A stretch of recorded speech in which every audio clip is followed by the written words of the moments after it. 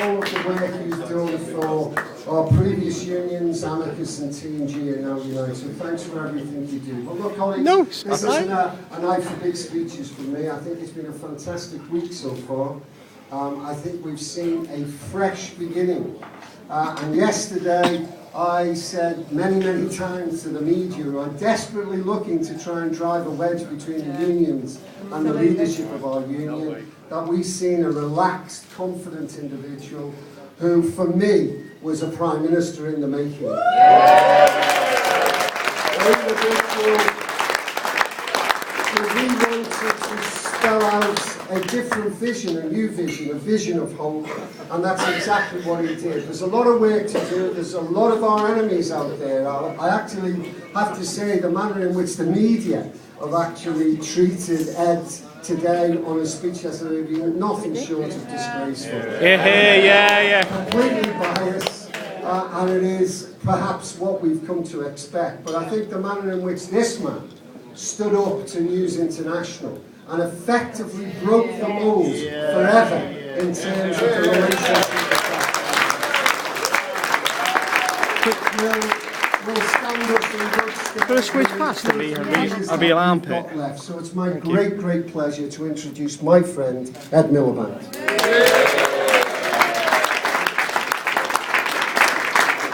Well, Len, thank you very much. Can I say what a privilege it is to speak to you at this Unite reception?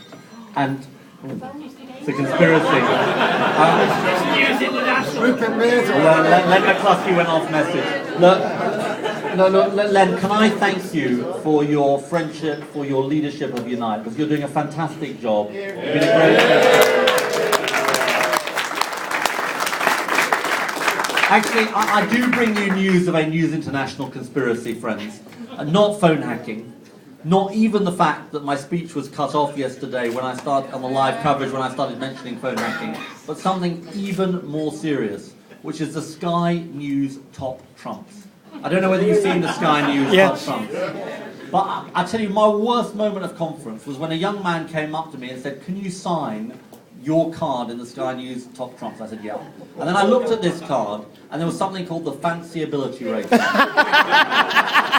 And my rating was 38. I didn't know what that meant. So then I looked and I saw Douglas Alexander, 52. And I thought, okay, well, Douglas is an attractive guy, but, you know, there we go. Ed Balls, 67. And I was thinking, No. George Osborne, 78. And then, the lowest moment of all, I discovered that I was only 1 point higher than Michael Gove. If that is not evidence of a conspiracy, I do not know why. Let me say seriously, friends, let me thank Len, Tony Woodhouse, the whole Unite delegation, the whole Unite leadership for the work they do. I want to acknowledge the very important role that has been played by 2 retiring members of the National Executive, Cass Spate and Chris Weldon. I want to thank them for the service that they've provided.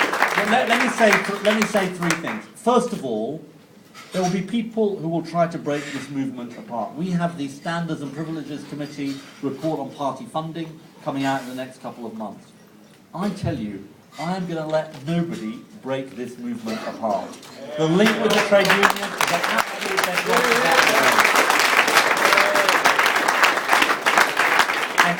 And I am determined, and I am absolutely determined, that we strengthen that movement over the years ahead.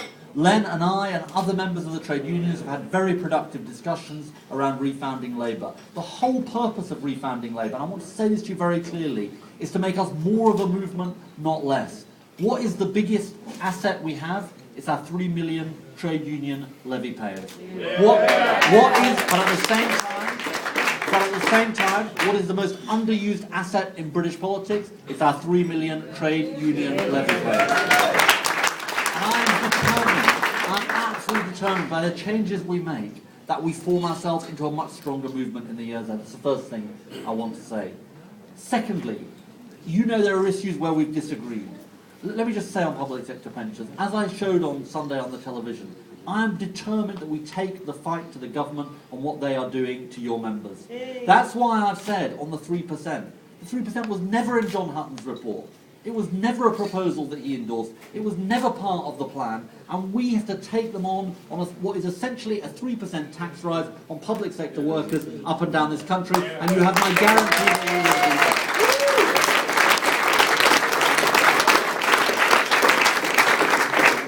that. Third thing I want to say. Look, what I tried to do yesterday was to set out what I believed. It's why I ran for the leadership. I think it's why many of you supported me. Because you didn't want more of the same.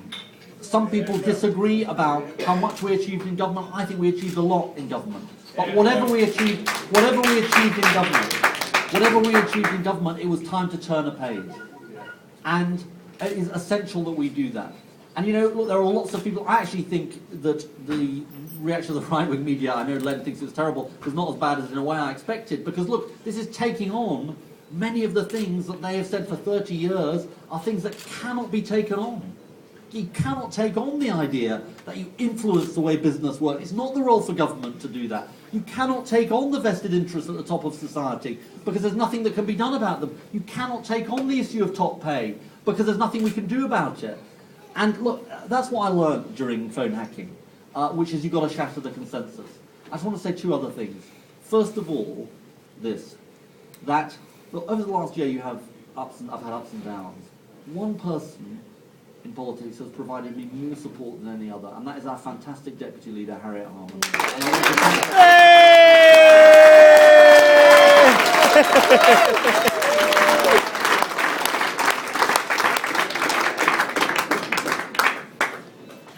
And let me just end on this thought that we do face tough times in the years ahead, and we face tough times up against this government. What I am absolutely determined to do is to fight with you against what this government is doing to our country, but not only on the immediate economic crisis that we face, but on the issue of how we change our society. Thank you very much for your support at this conference. I hope you enjoy the rest of the conference, and I look forward to working with you in the months and years ahead. Thank you very much. Okay, now. Oh my God. That's it. No more speeches. Back to the groups.